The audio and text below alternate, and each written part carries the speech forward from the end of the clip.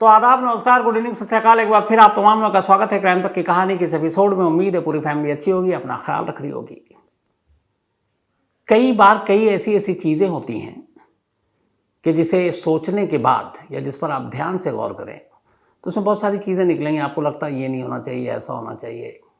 जैसे love marriage की बात कर लीजिए। बहुत सारे लोग घर वालों की मर्जी के खिलाफ शादी करते हैं, फिर जब इश्क का बुखार उतरने लगता है तो मालूम नहीं क्या क्या होता है। आज की कहानी एक ऐसी साजिश की कहानी है कि इसमें जो क्राइम हुआ वो तो खौफनाक है ही है, लेकिन इस क्राइम को करने की जो वजह थी वो उससे कहीं कहीं ज़्यादा खौफनाक है। ये कहानी महाराष्ट्र में एक जगह है गढ़चिरौली, उसी गढ़चिरौली डिस्ट्रिक्ट की है और बिल्कुल ताज़ी कहानी, अभी 20 सितंबर की बात है। इस गढ़चिरौली में एक परिवार रहा करता था, बिल्कुल हंसता खेलता परिवार। परिवार के मुखिया थे शंकर कुम्हारे। शंकर कुम्हारे, उनका बेटा, उनकी बहू, उनकी पत्नी, सभी लोग रहा करते थे। जिंदगी ठीक ठाक चल रही थी, आम परिवार की तरह, सब कुछ खुशहाल। लेकिन फिर होता यह है कि सितंबर के दूसरे हफ्ते में अचानक शंकर कुम्हारे बीमार पड़ जाते हैं, बिल्कुल हट्टे कट्टे ठीक ठाक। उनके पूरे बदन में तेज दर्द, सर में दर्द, लगा कि नॉर्मल है, मौसम बदलता है। लेकिन अगले दिन उनकी वाइफ, उनको भी वही प्रॉब्लम शुरू, अचानक वही बीमारी शुरू। विजया कुम्हारे, शंकर की वाइफ का नाम था विजया। तो अब दोनों एक ठीक ठाक तंदुरुस्त इंसान और अचानक ऐसे कि पूरे बदन में दर्द हो रहा, सर में दर्द हो रहा है। लेकिन ये सारी चीज़ें हम लोग बहुत हमेशा मान के चलते हैं कि होती रहती हैं। लेकिन जब बर्दाश्त के बाहर ये दर्द गुजर गया हाथ से तो फिर घर वालों को लगा नहीं यार ये सुकून नहीं मिल रहा, इनको ले चलो। तो उसी इलाके के एक अस्पताल में ले गए। अस्पताल में डॉक्टरों ने देखा, उनको कुछ समझ में नहीं आया, उन्होंने दवा ववा दी, कोई फ़र्क नहीं पड़ा। फिर उनको कहा गया कि इलाके के बड़े अस्पताल में ले जाते हैं। फिर इलाके के बड़े सरकारी अस्पताल में ले गए, लेकिन वहाँ जाने के बाद भी कोई फ़र्क नहीं पड़ा। इसके बाद ये हुआ कि नागपुर रेफ़र कर दिया गया और डॉक्टर को समझ में नहीं आ रहा दोनों की बीमारी क्या है। नागपुर भेज दिया गया, लेकिन कोई आराम नहीं, कोई राहत नहीं, कोई हालत में सुधार नहीं। और ये होते होते तारीख आई 20 सितंबर, 20 सितंबर को अचानक शंकर कुम्हारे की डेथ हो गई। तो यहाँ मौत का रहस्य, परिवार के 5-5 लोगों की जान की वजह क्या है वो तो आप आगे जान ही जाएंगे। परिवार पर एक गम का पहाड़ टूट पड़ा। लेकिन ये तो शुरुआत थी। अभी शंकर कुम्हारे की मौत के सदमे से परिवार उबरा भी नहीं था कि अचानक 26 सितंबर को, 20 तारीख को शंकर कुम्हारे की मौत हुई और उसके बाद उनकी पत्नी, जिनका नाम विद्या कुम्हारे, बल्कि विजया कुम्हारे, उनकी मौत हो गई। अब कुछ दिनों के अंदर अंदर पति पत्नी दोनों की एक घर के अंदर मौत और अजीब बीमारी जिसको कुछ समझ में नहीं आया, तेज बदन, हाथ में दर्द। लोगों को लगा कि पता नहीं कुछ हो सकता है। रिश्तेदारों को भी मातम पुरसी के लिए बहुत तमाम रिश्तेदार भी घर आने शुरू हुए। लेकिन अभी लोग जैसे ही घर आने शुरू हुए तभी जो शंकर कुम्हारे का बेटा था, अब उसको सेम वही तकलीफ शुरू हो गई।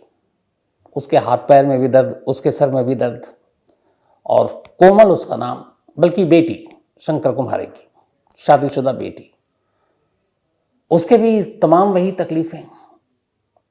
बर्दाश्त हुआ नहीं, उसको भी अस्पताल में ले जाया गया। वहाँ ले जाने के बाद उसकी भी अब हालत ठीक नहीं। अब वो अस्पताल में है, इसी दौरान में पता चला कि शंकर कुम्हारे की साली, यानी कि उनकी बेटी की मौसी, उसे भी सेम वही बीमारी, हाथ पैर में अचानक दर्द, सर में दर्द। तो अब ये एक ही घर के अंदर चौथा पेशेंट, चौथी मरीज, एक ही सिम्टम, एक ही तरह की बीमारी।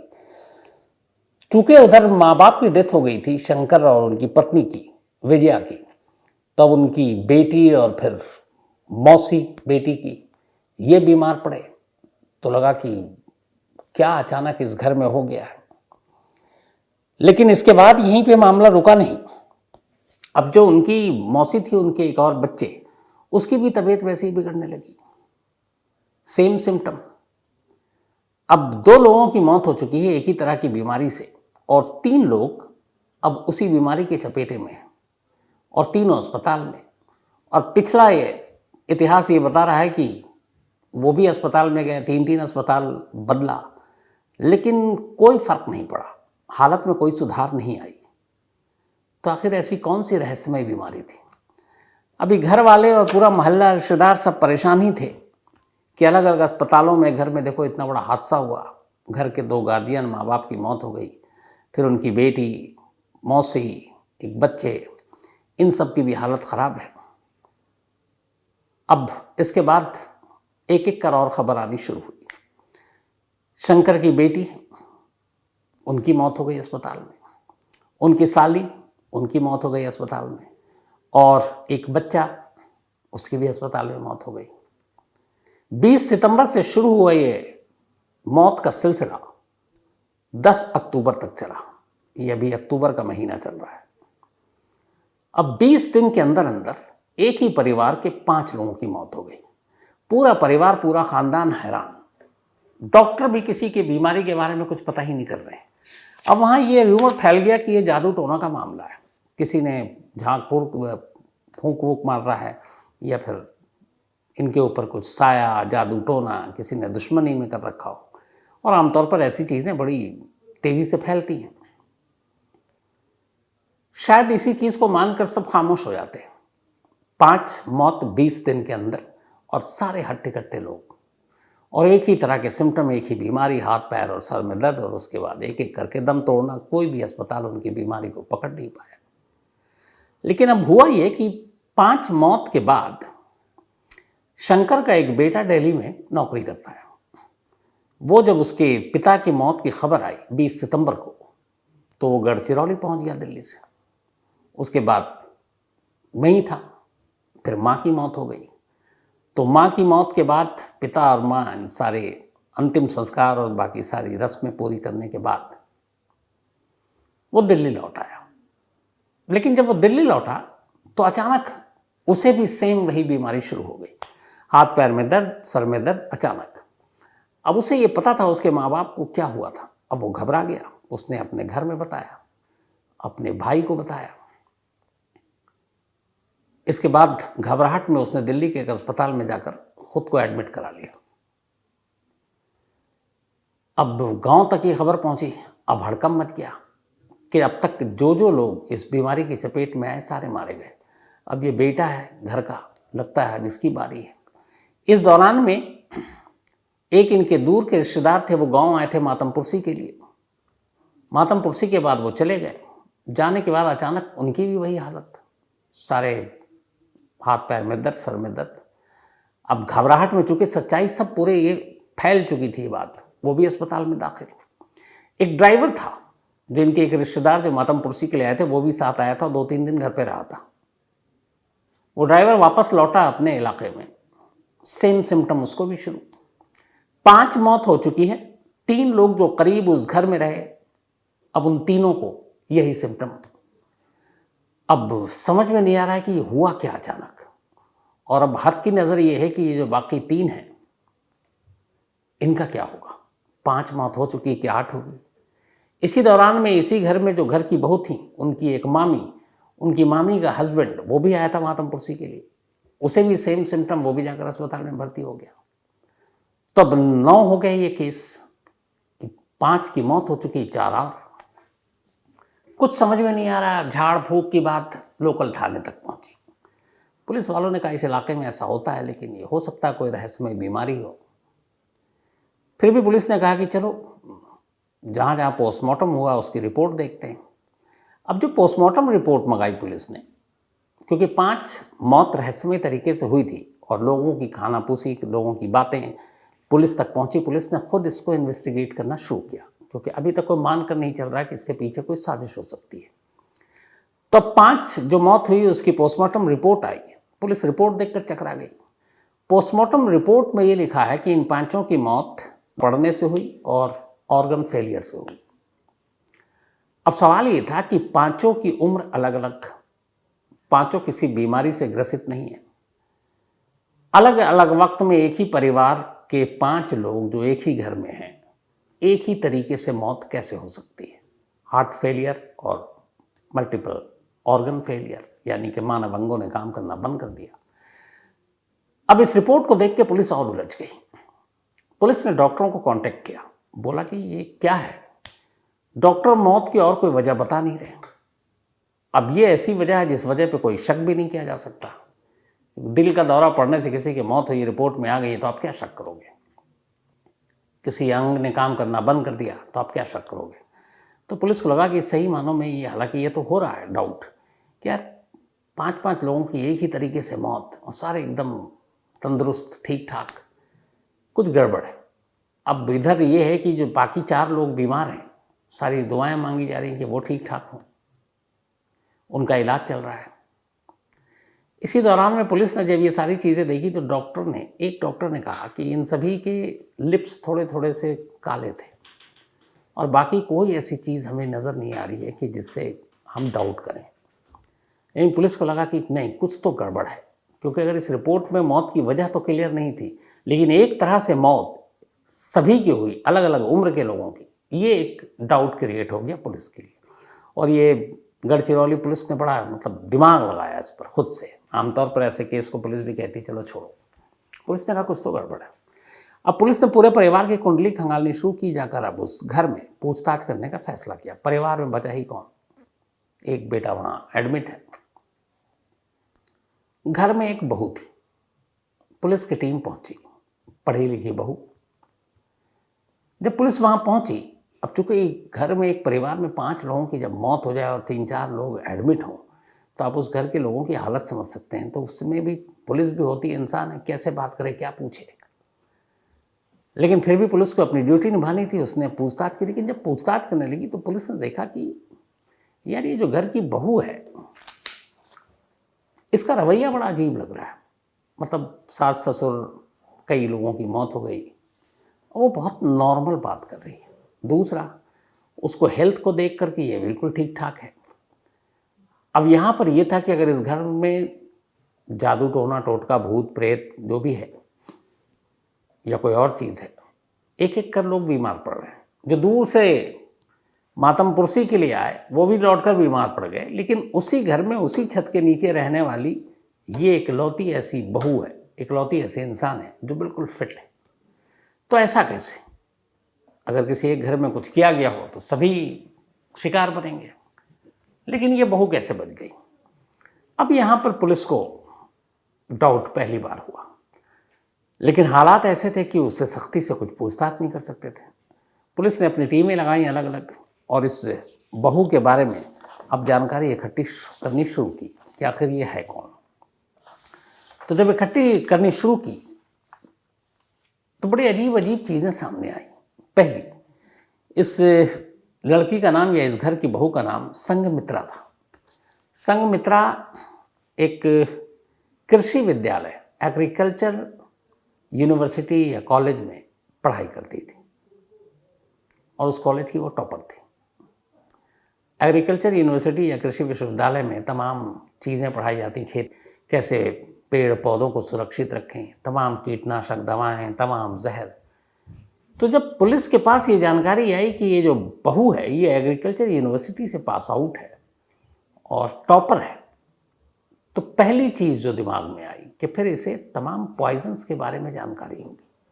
अब ये जितनी भी मौत हुई, मल्टीपल ऑर्गन फेलियर और ये, तो दुनिया में ऐसे बहुत तरह के जहर हैं जिनको पकड़ना बड़ा मुश्किल काम होता है।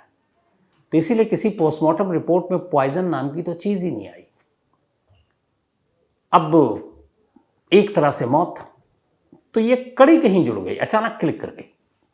फिर पता किया कि ये संघमित्रा यहाँ कैसे आई, इस घर की बहू कैसे बनी। तो पता चला कि कॉलेज टॉप करने के बाद एक लड़के से उसको प्यार हो गया और वो लड़का ऐसी शंकर का बेटा था। लेकिन दोनों की कास्ट और अलग अलग चीज़ें थी, तो शंकर के घर वालों को तो आपत्ति नहीं थी, लेकिन जो लड़की है संघमित्रा, इसके घर वालों को इस रिश्ते से ऑब्जेक्शन, आपत्ति थी। संघमित्रा ने घर वालों की मर्जी के खिलाफ जाकर शंकर के बेटे से शादी कर ली, ससुराल आ गई।